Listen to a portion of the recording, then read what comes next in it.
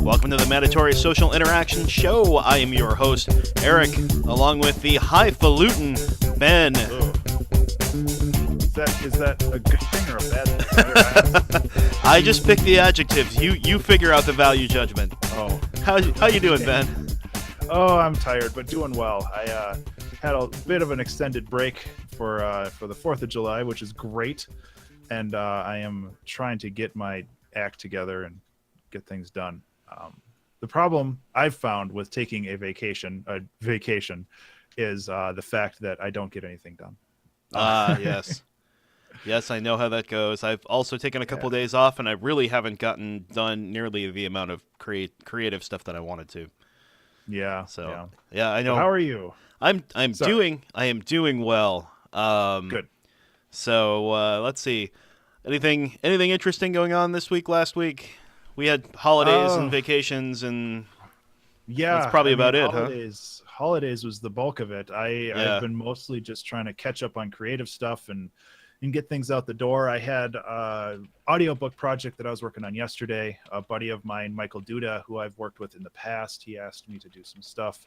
So I narrated again for the first time in like a year, which was a lot of fun. And then today on the stream, the stream prior to this one, I started working on some audio loops for a game, which I don't really know if I can talk about yet.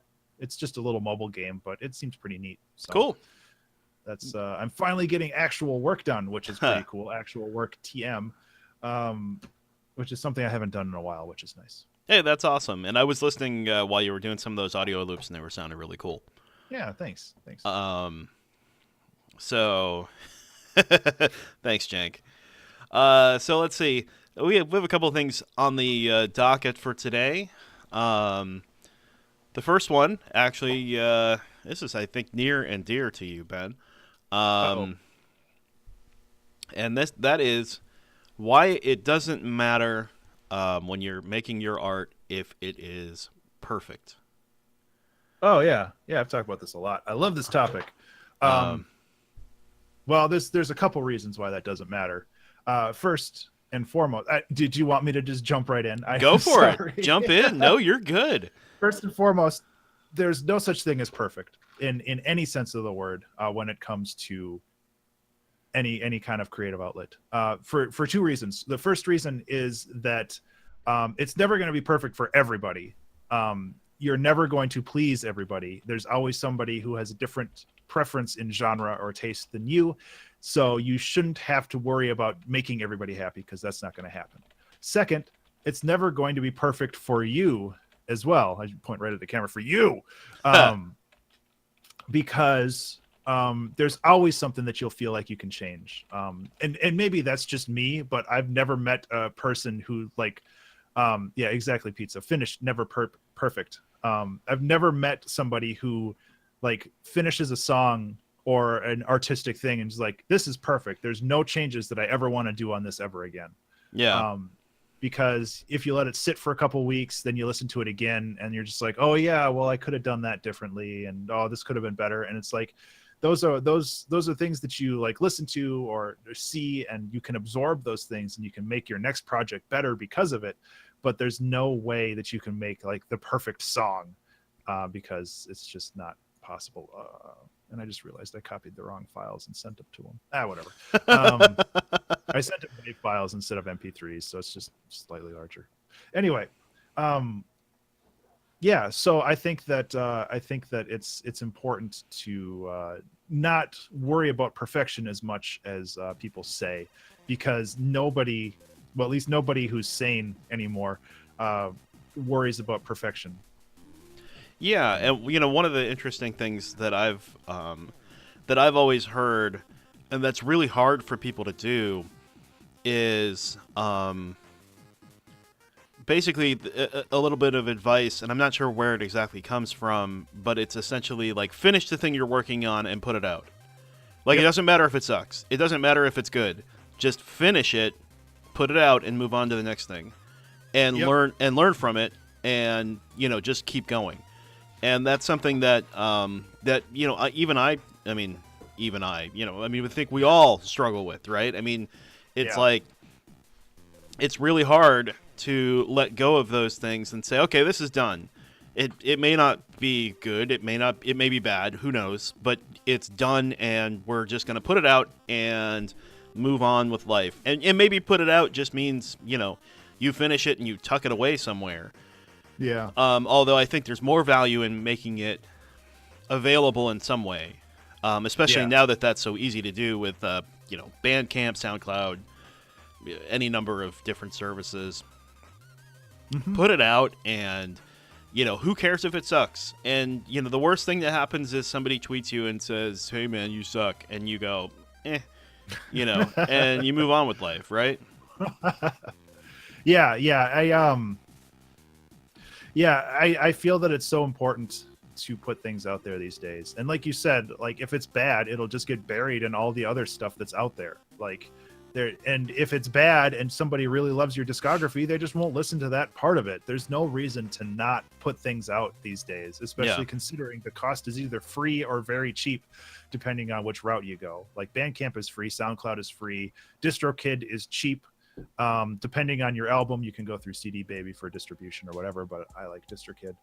And it's just like there's no reason to not put things out. And like share them, because if nothing else, like if you put out something that's bad, it's just something that somebody else will learn from. It's being like I do that all the time. I go onto Spotify and I listen to music, and some of it's great and some of it's just like, why is this on here?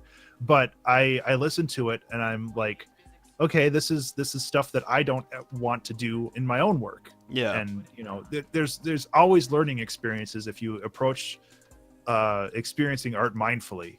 I guess that's the best way of putting it. Yeah, absolutely. And I mean, one of the things that I do in my own work is I have like different levels of putting things out there. So if I put something up on SoundCloud, it's different or YouTube, it's different to me than if I put something out on DistroKid or Bandcamp, right? Yeah, like definitely. So if I put something on SoundCloud, I'm willing to put on SoundCloud works in progress. I'm willing to put stuff that I'm not necessarily gonna like release. It's just gonna be on SoundCloud. Like, hey, here you go. It's on SoundCloud. People can check it out. But I'm not ever gonna. I shouldn't say ever. But I'm not necessarily looking to charge for it. I don't necessarily think it's album worthy. Maybe it is. I don't know. But if it's up on SoundCloud or Clip It or something like that, it's basically there's a free place that I can put stuff up and point at it and say, hey, here's a thing that I did. Versus like I'm working towards putting out an album worth of music, hopefully soon. Well, not that soon, but soon enough. Soon is better than I'm not working on it. Yeah, true. Very true. That's a whole nother topic. And that's actually something else I want to get into a little later. Yeah. And that is, when I do a compilation, when I get an album together, then that's going to go up on Bandcamp, and that's going to be, I don't want to say it's going to be the best I can make it right now. And that's something else to realize is like, don't go back and like remix your stuff. And I don't mean remix like in the postmodern sense. I mean, don't go back and like, pull up the old project files and be like, I didn't use enough compression and I didn't, I guess that would go towards other arts too, right? Like don't go remake your films. Don't you know? George Lucas, you jackass. No. Well, yeah. I mean, in all fairness, like when you, I mean, that's probably a good example, right? The special editions, especially when people love the original so much, like going back and modifying something that everybody has kind of taken into what they expected as canon. And all of a sudden being like, no, that's really not how it happened in my head. But, those editors, they really kind of screwed it up for everybody. It's like, no, once it's out there, it's not yours anymore. And that's something that I've said a lot, where once you release something, it's not really yours in the same sense anymore. It's everybody's. Yeah. And Well, I was going to say, All and right. that doesn't mean don't make different mixes. I think a good example might be, a positive example might be something like Blade Runner, which has, I think it's like 7 different cuts. Wow. Well, and there's good reason for it. When it was released, legitimately it was edited with the kind of executive meddling that everybody thinks happens. So there was that cut. There's like a director's cut. There are I can't go through all of them because I don't remember all of them, to be honest. But there's so many different cuts, and it's because there were literally kind of that many different cuts of Blade Runner. And then through the years, there have been like a final director's cut, and this and that, but the thing is, each one is different for a reason, and they all have kind of a story associated with them. Mm-hmm. And it wasn't like, let's go redo the special effects, or let's go, I'm sure there are some that cut a certain scene or cut scenes a different way or something like that. But it wasn't kind of I don't know. Something about the special editions really kind of messed with people because it and I didn't want to this wasn't a tangent I really wanted to go on, but that's fine. Like I honestly, I've never really seen them. Yeah, I think I've seen the one version of it, and it's like that's a decent movie, and 7, geez. Yeah, and the thing with the special editions is they were so unnecessary. Like, the different versions of Blade Runner do things like do legitimately different things. Like, one of the things that they purposely, like, the studio wanted them to do this voiceover narration with Harrison Ford, and both Harrison Ford and Ridley Scott didn't want to do it. They thought it was a bad idea. The studio made them do it anyway, so the official theatrical release has the narration. They made them tack on a happy ending, which they didn't want to do. There's all these kind of big things that actually do really change the tone of the movie and change how much of it is explained to you versus how much is shown. And there really is a big difference. The Star Wars ones really boiled down to, here's all the special effect shots I couldn't complete on my budget. And then let me take some plot points and twist them around. And then there's the retcon edits too, where they took the end of so there was the special edition of Return of the Jedi, and then once they did the prequels, they re-edited the end of Return of the Jedi so that when Anakin appears, when Darth Vader appears as a Force ghost, it actually appears as Hayden Christensen as Anakin, rather than it's been re-edited to death. I haven't seen any of those. Oh my god, that's actually really bad. I don't like that at all. Yeah, it's stupid. And this is kind of where that perfection in art thing can just go completely wrong, right?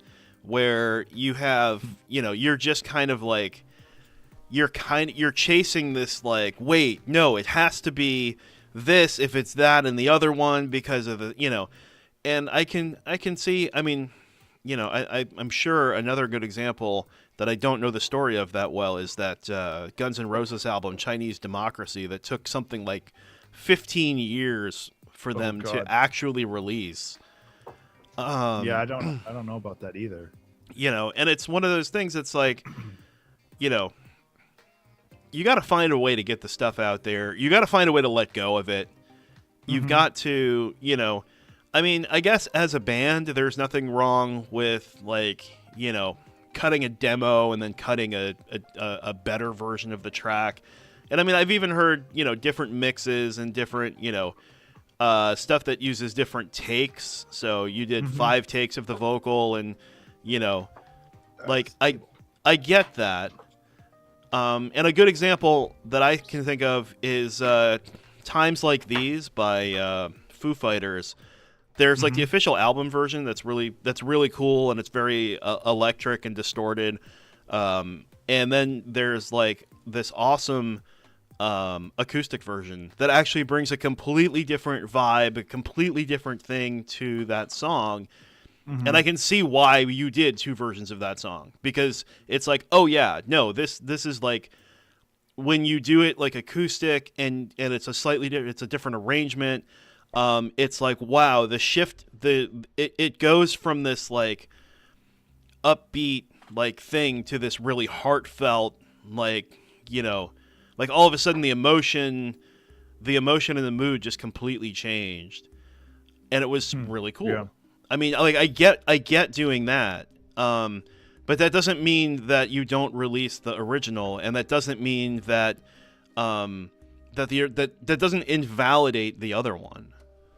Yeah, and I mean, the album Elemental that I put out, that took like 10 years to make, but that had like a lot of emotional baggage associated with it, which like I didn't work on it for 10 years. I just like I stopped working on it for like 8.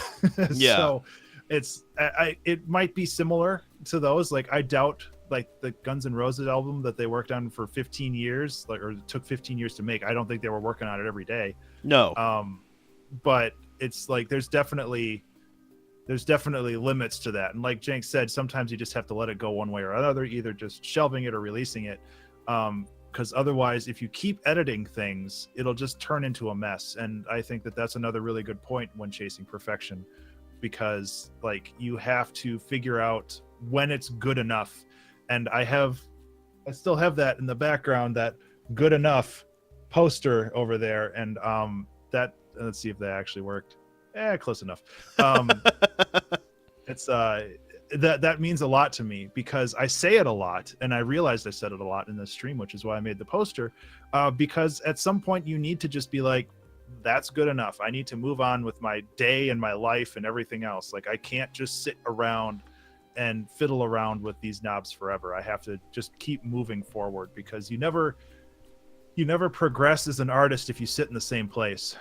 That's really important, to just keep moving forward. And like, you know, whenever I listen to one of my older albums on Bandcamp or on Google Play or whatever, there not a listen goes by that I don't remix it in my head. Yep. Right. I mean, I listen to them, and you know, a lot of times I listen and I'm like, oh wow, you know, this is better than I remembered, or like, oh, I forgot I did that. That was really cool. And then but I can't tell you how many times I've also listened and gone like, oh my God, the bass on that is so loud, or, you know, or like, wow, that's that element there is just way too prominent, or, you know, man, I can't even hear that thing that I know is buried in there somewhere, but man, I can't even hear it on these speakers. And, you know, and it's like, you know, there's every time I hear it, every time I listen to those, I listen and I'm like, oh, geez, I should have blah, blah, blah, you know, but you got to resist the urge, and that's going to happen. I mean, that's always going to happen. But you got to resist the urge to actually pull open those files and start messing with it. You know, like you can't just keep re-editing it. You have to just say, this is what that album sounds like. And this is when where you release it, when you release it, it's not yours anymore. It's everybody's. And not like everybody's. It's like, oh, everything should be free. All art should be free. It's like, it's not your idea anymore. It's like released into the zeitgeist or the public, or the collective unconscious, or whatever you want to call it. It's like, it's out there, and it's everybody's to experience. It's no longer your personal project. And that's like one thing when, you know, you work on an album, or when you work on something like that, it's yours. Like nobody else really knows about it. Sure, you might share it with a couple other people, but those are like close friends and family usually. And when you're sharing it with like those people, it's still kind of like a secret, you know. It's still something that can be edited and manipulated. But once it's out there, it's like it's everybody's. It's in like public knowledge, and it's kind of a hippy dippy way of describing it, but I think you kind of understand what I mean. Where it's like it's once it's out there, you can't really edit it the same way because everybody has their expectations, their ideas around what that means. And yeah, so like remixing it, you can totally remix a song, but you can't edit the song that already exists because it's done. It's done and out there, and it's I can't think of the right word. It's not indelible because, well, it is kind of indelible, but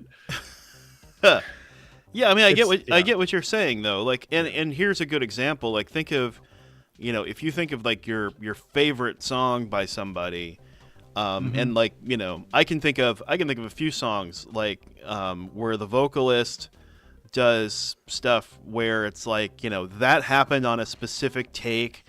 And, you know, clearly they were just improvising or goofing around or making, you know, and it made it into the final product. And I know that if I ever heard a version of that song where that thing wasn't there, it wouldn't be right. Yeah, exactly. You know, I mean, and it's as simple as somebody just going like, yeah, and at the right time. You know what I mean? Like at the, you know, at that time, they just make that particular expression, and it's like I know that all too well. And then you sing along and you do it along with them, and then like, you know, you see the live version and they don't do that, and you're like, what the hell? You didn't do the thing. The thing that thing's in that song. That's part of that song, and like, you know, and that is kind of, it stops being your thing at a certain point. And you know, you need to recognize that, and you can do a remix. You know, here's my chopped and screwed version of my whatever, but there's, you know, you can't just go and like, you know, oh no, what I really meant was for the bass to take over the whole thing, and then because people, you know, if someone likes it, then now they hate it. And besides that, you know, I guess one of the things you need that maybe you kind of should also be I don't know, an artistic thing that you should think about is always moving forward. Oh yeah. Like, keep moving forward and don't go back. Yep. You should always have goals, and like thinking about music as a business, even if you're not like out there to make money, just thinking about music, like, or artistic, like your artistic career in general, just trying to figure out what your next steps are, what your goals are, is something that I've been struggling with a lot lately. Partially because I've had like 3 or 4 goals that I've wanted to do, but they all conflict with each other in various ways. And it's like, that was part of the reason why I think I was suffering from so much paralysis when it came to working on things, is because I wanted to do all of this stuff, and I could only, and anything that I wanted to try to make didn't align with all of the goals that I had for myself. So I was just like, well, I can't work on that right now because I wanted to finish this stuff, and I can't work on this right now because I have to finish like over here. And it's like, it's just like nothing that I wanted to do aligned with where I wanted to be in the future. So I've been thinking about, you know, what really actually means the most to me and what I can focus on from that. Because otherwise, like, I'll just sit and spin my wheels forever. So yeah, I do the same thing. And Jank in the chat is also saying he does something similar. You know, and that's something that really kills me, is being, especially at the start of a project, and putting the cart before the horse, where you get really excited and you see all the things you need to do, and you never end up taking the first step because there's 500 things to do. You know, and instead of you know, kind of, you know, one step at a time, you know, slow growth, you know, moving forward, it's like you have this paralysis of, I don't even know where to start, and I can't do this before I do this, but then I don't want to work on that because I'm not, you know, my skill's not there yet, or, you know, who knows what the thing is. And, you know, it's really easy to overwhelm yourself, you know, project wise. And I think that's one of the big problems that I had, where it's like, I want to make games, and I want to run a successful YouTube channel, and I want to, you know, keep doing the streams and keep building my streaming empire. And like, I wanted to do all of these things, and none of them are really related to each other. Yeah. Where it's just like, if I wanted to get better at YouTube, I have to like invest all of my time into creating quality content that people want to watch. And if I want to do better at streaming, I have to sit down and stream all the time, regardless of what I stream. I just have to be on and present and there. And if I want to make a game, then I have to sit down and do all that. And like, there's some overlap there, but there's not enough for me to justify doing anything. And so it's just like, I just kind of sat here and felt bad about myself for not doing what I wanted to do. Yeah. So I'm trying to realign my goals and being like, this is my top priority and this is like my secondary priority. So it's like, when I'm done with my top priority or when I have a break from it, then I can work on other stuff. And it's like, just trying to, it's a process that I've never really experienced it before, because I always felt like I could do everything. And I know that I can't do everything. I have to prioritize what I can and can't do right now. And once I get to that point where I can like get away from my day job or whatever, and I have more time, then I can, do better at that. But that's where we are right now. Yeah, no, and I fully understand where you're at. Yeah. And Jank is right. Making a list is a good thing, and it's a double-edged sword, blessing and a curse kind of thing. Because it's super easy to add things to a list and then end up with a list that's super overwhelming. And it's also, lists are beneficial. So I mean, I totally, I totally get that too. And this sort of segues into something that I wanted to talk about too, because it's something that I'm struggling with, and that is.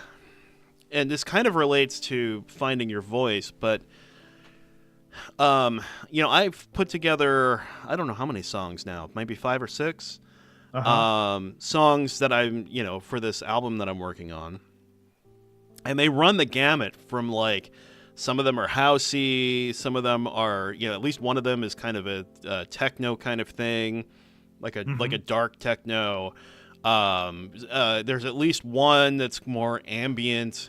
And kind of, a little bit more chill. And I feel like in terms of genre, I am like all over the place. And I kind of wonder, well, and here's the thing, and I kind of wonder, I listen to certain things like maybe a Chemical Brothers album or, I don't know, another artist, right? And that's where I'm going with this, Pizza. Does it matter? Boy.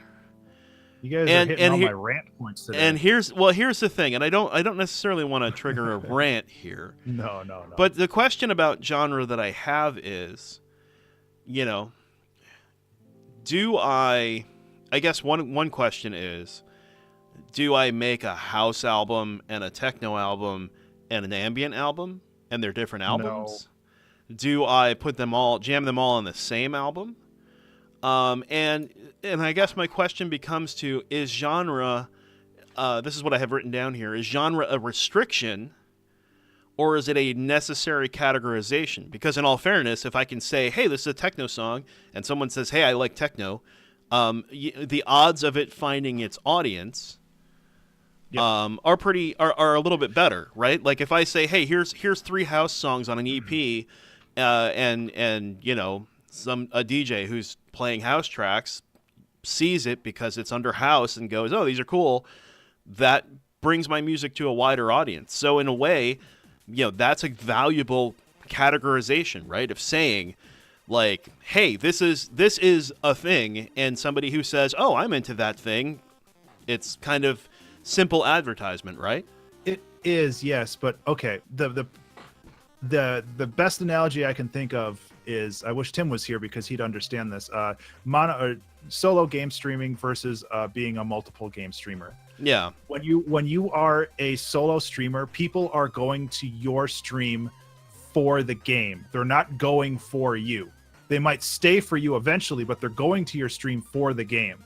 And if you're a multi-streamer, people are going to that stream for you. They don't care what you're doing because they care about you as an artist and a content producer.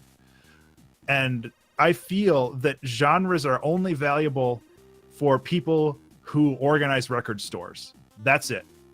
Because I think that genres are good at categorizing things, but they shouldn't define things. Yeah.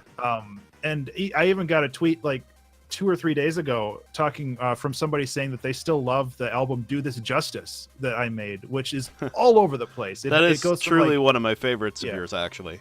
Yeah, it goes from ambient to like hard house in like a song, and it's all over the place. It even has me singing on it, for better or for worse.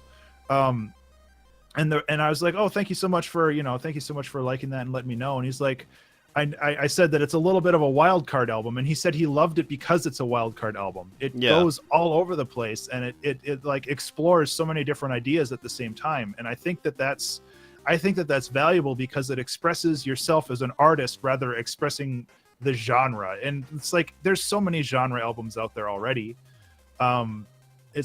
I feel that it's better to focus on what you want to make rather than trying to conform within a certain set of parameters that defines a genre, I guess. So now the question though then is, are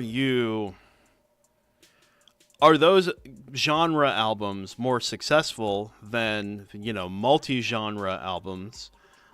Because they're so definable, right? Because you can say, hey, this is here's a rock album, it's a rock album. Yeah. If you like rock, you'll like this album. Yeah, they are more successful, but not because of the artist. They're successful because of the genre. Like, I don't think many people, or at least people will be like, oh, this is a great trance album, I'm going to listen to this other guy's stuff. Oh, it's all ambient, screw that.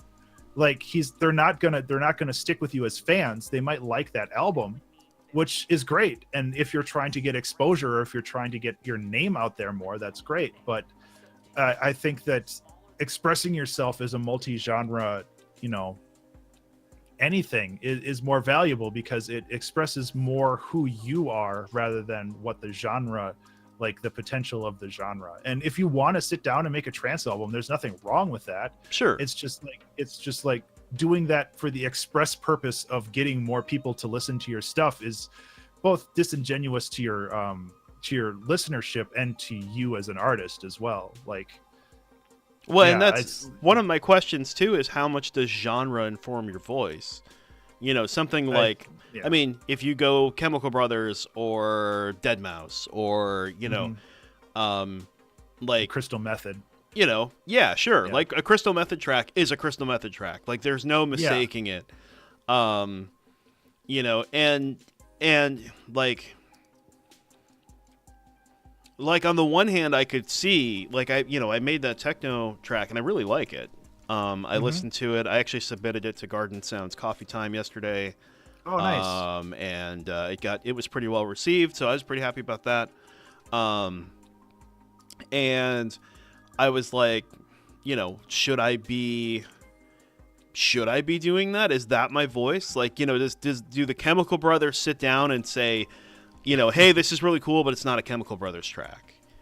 Like, does that happen? I don't know. Does Deadmau5? And I'm not saying these people are right or wrong, right? I'm not. And everyone is different, and I don't mean that one process is better than another, but I'm just kind of like trying to figure out voice-wise, right? Like my personal voice. Should I be expressing these things? Should I sit down and say, like, yeah, I'm gonna do this, like, should I genre? Is that a thing? Does that inform what I'm saying? And is, do you see what I'm saying? I'm having a hard time kind of getting it out, but I think it's finding your style and sticking to that. And I didn't even know that I had a particular style until somebody called me out on it. Yeah. And I know that style has changed quite a bit over the past 2 years. I know now it's more like the upright bass and the electric piano and like maybe a spooky lead or something, and that's like totally fine. And that's not what it was a year ago. Yeah. It was more like machine drums and like some more upbeat stuff. And I think that it's totally fine to make things maybe with a specific style in mind, but not to limit yourself by that style exclusively. Right. Same with genre. It's a series of guidelines that define a type of music.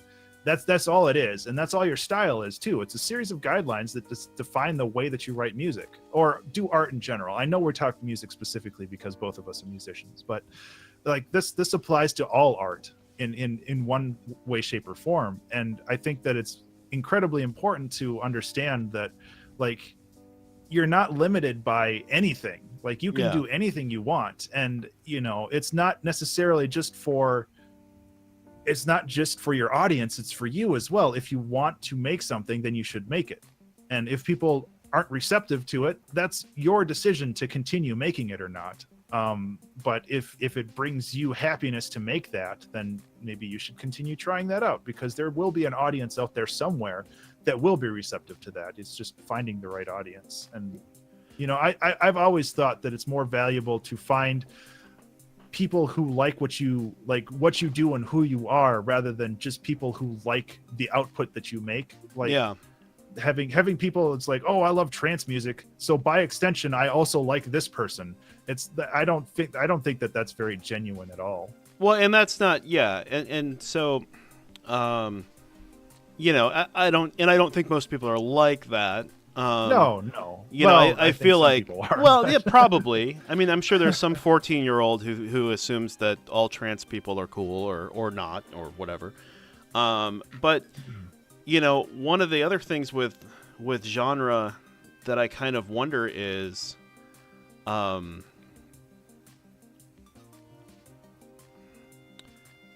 talking about, like, Do This Justice, right? Yes. Your album, Yes. where you kind of explored some more aggressive, it's a little bit got more of an aggressive sound, or at least some of it does, and it's got, it's great. I actually really like it, and I like it kind of because maybe it's not your typical album, and it's awesome. I really enjoy it. I need to look at the track list again to know which here's the thing. Yeah.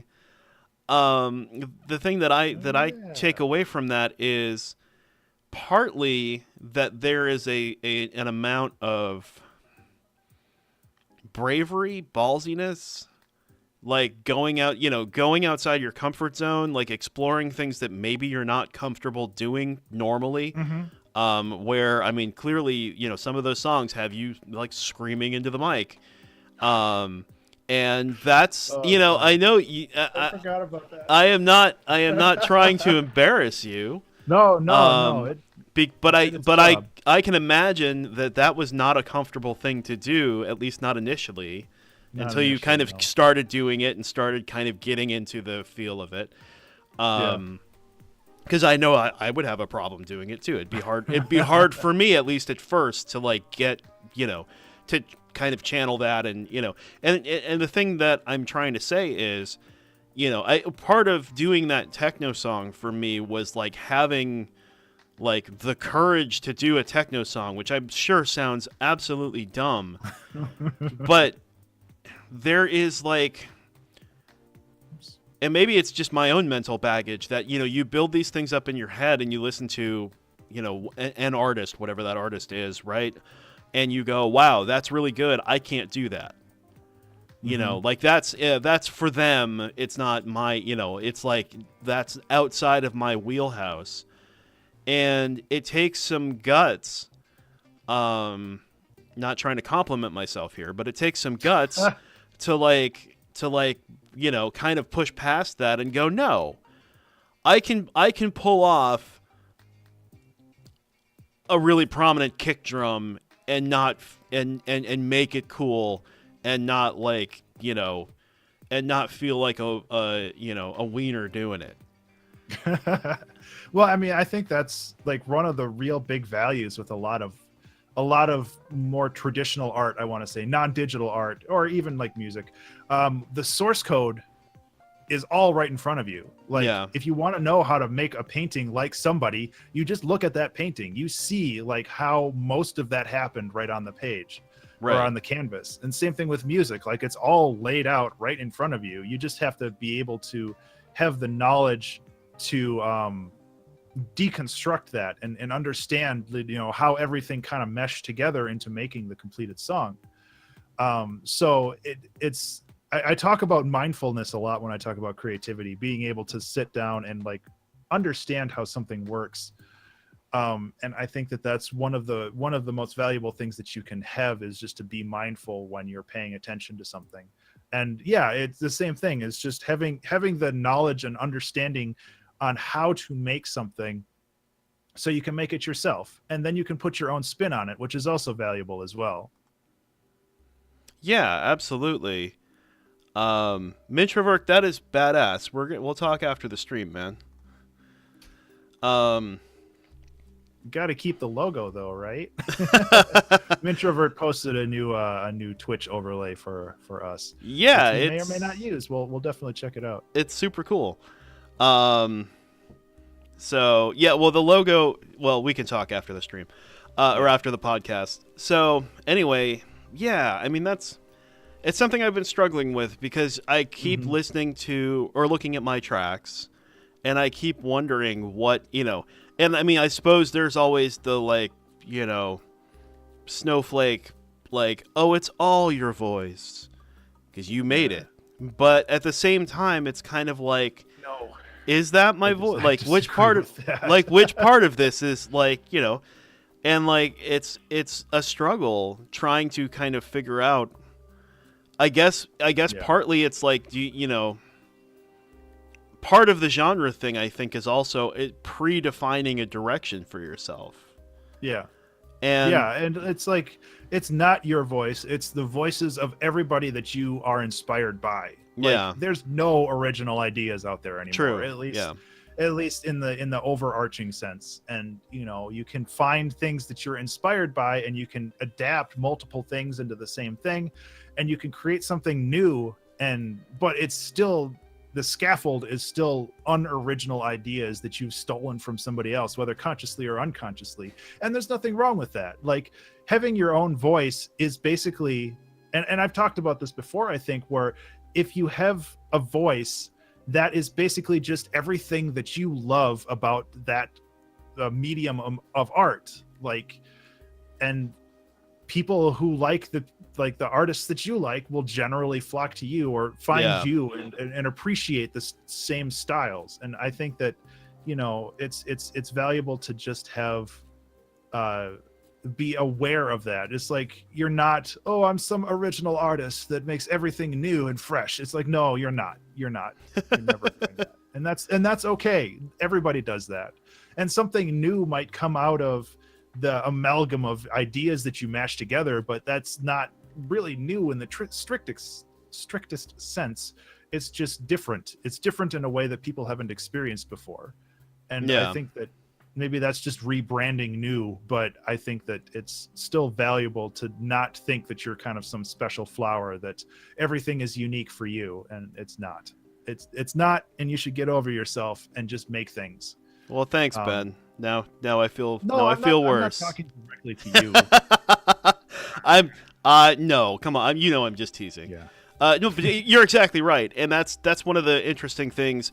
That's one of the things that drives me nuts, even when we talk about other completely unrelated things. Is there's sometimes seems to be a sense from a lot of people that they are special in some way, and everyone is special. Don't take the wrong thing from this, But like Ben is saying, and I totally agree. It's like, you didn't come up with that idea. You didn't come up with that chord progression. You are not the first person to experiment with pointillism. You may have a unique take on something. You might listen to a Deadmau5 song and go, I have an interesting take on this. What if I turned it into this other thing? And maybe you remix it, or maybe you're like, oh, that inspires me to do this thing over here. But the odds are you didn't come up with the entire thing yourself. Even those elements you took from Deadmau5, you didn't come up with those. You took them from Deadmau5, and that's okay. There's a certain amount of art that has to, that's part of the idea of being inspired. And that's important. In the end, the whole idea of being inspired is finding something that you think is cool, and it's like, I want to do something with that. Yeah. That's really what inspiration is. It's just finding something you think is neat, and then that's it. Yeah. Yeah, absolutely. I mean, that's, it's like, well, it's finding something you think is neat and maybe putting your own spin on it. That's like Yeah, the, and Jenk mentions the Austin Kleon Steal Like an Artist, which is something that I highly recommend. It's one of the best books I've ever read. It's super small and super short, and it's well worth the read. cool. Yeah. I may pick that up after the stream today. I And can send then, it to you as well. and then one other thing I wanted to mention that I think is interesting, which probably is very similar to Steal Like an Artist. There are two books called The Tao of Programming and The Day of Programming. And they both have these little kind of parables that are told in kind of this, Eastern Asian, slightly religious way, but they're mostly about programming. And there's one of them that, and not religious in that sense, and the truly religious sense, but like they're written as if they were spiritual, like stories from like an ancient book. And one of the things is, a guy goes to a trade show and talks to the security guard outside and says, I'm a master thief. I'm going to steal a ton of stuff today. On the first day, the security guard searches him on the way in and searches him on the way out. He doesn't seem to have stolen anything. And the guy's like, I got, a huge amount today. And the second day, the same thing happens. He searches him on the way out, and, even more today. And then the third day, finally the security guard says, it's the last day of the conference. He searches the guy, he can't find anything. And the guy said, he says, well, okay, Master Thief, what did you steal? And he's like, ideas. And he's, and that was the thing. It's like the idea is the important thing. It doesn't matter if I steal your code or I steal your music or whatever. It's that idea, right? That is, and I always felt like that was a pretty powerful thing, because taking an idea, being inspired by it, and then making it yours, is kind of important. Yeah, I always say that ideas are cheap, though. Like, anybody can have an idea and anybody can have the same idea as you. So it's like putting value on ideas is important, but it's also important to not treat those ideas as your children. Your projects are your children.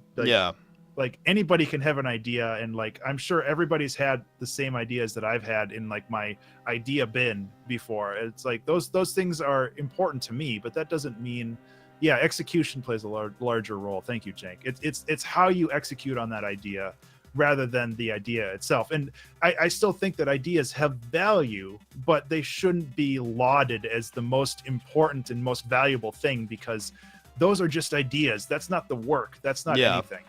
Yeah, and don't get me wrong. I'm not trying to place undue emphasis on the idea. An idea without execution is nothing, right? I mean, it's literally nothing. It's literally nothing.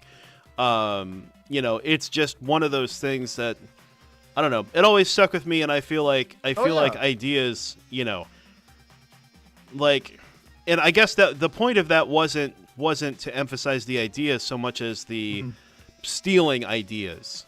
Steal like an artist, where it's like, it's okay to look at somebody else and say, I'm going to make a Deadmau5 track.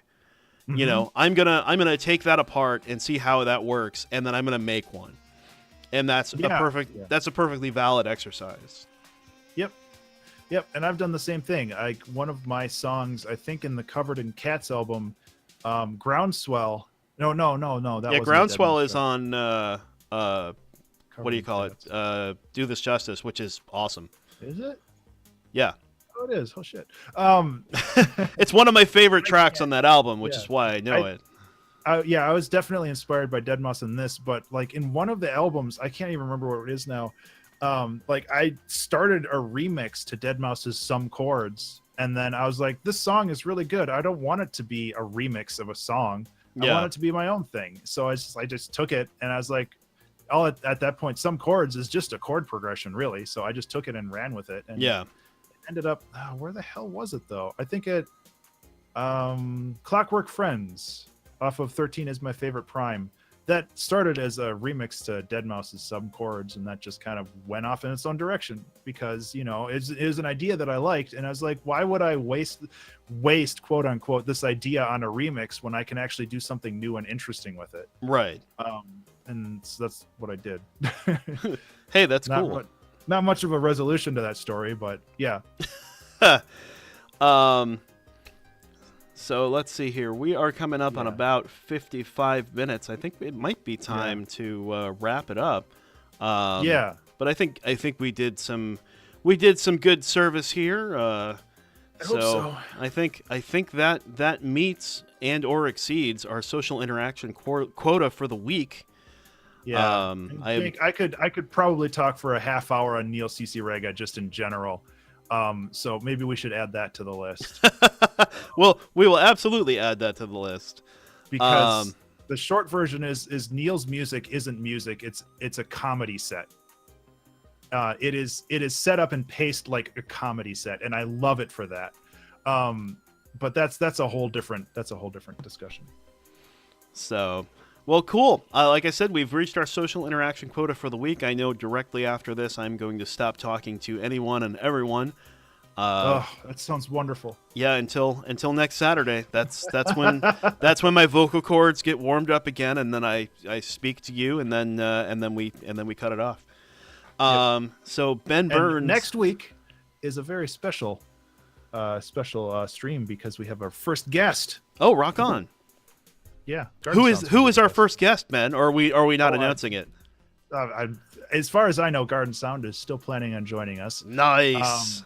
Yeah. So that'll be a lot of fun. I don't know what we're going to talk about, but we'll try to set up and make it happen. So, yeah, absolutely. We'll figure it out. Yeah. I think that's going to be awesome. So look for it next Saturday. Garden Sound plus Ben and Tim and myself. Ben, where can people reach you on the interwebs? You can find me on Twitch, Twitter, Patreon, and YouTube at Ben_Burns. That's BURNES. And you can find me on Twitter at ZaxxusEMK, twitch.tv/ZaxxusEMK, and on YouTube at Eric Klein Create, because YouTube's channel naming sucks. Yeah, that's true. The show is available on Stitcher, Google Play, iTunes, and wherever fine podcasts are sold. Our website is mandatorysocial.com. The theme song is Protofunk by Kevin Macleod. You can find that at incompetech.com. The background music, as always, is by Benjamin Burns. You can find that at abstractionmusic.com. Ben, thanks for hanging out. Yes. Oh, and I almost forgot. Chat, you guys are amazing. Thank you so much. Yes. We do this for you. You guys are wonderful. We love hanging out with you guys. Thank you, thank you, thank you. We'll see you next week.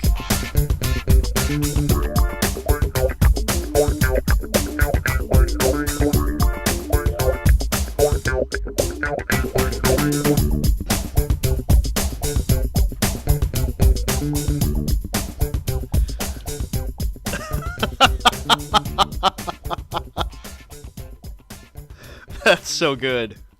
Yeah. That's making it into the official edit. Oh, I can't see anything.